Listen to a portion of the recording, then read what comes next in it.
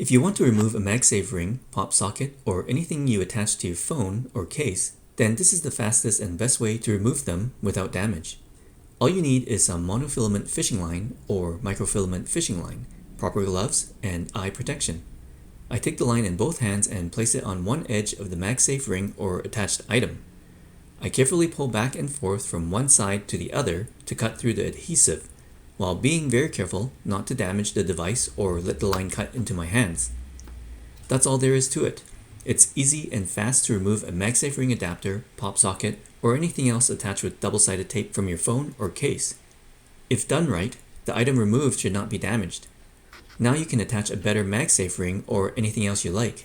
Find the links to these and more in the video description below. Watch our other MagSafe videos to find out more on MagSafe ring adapters. Like and share this video with anyone else you think it will help. Frakking Creations, showing you the good stuff.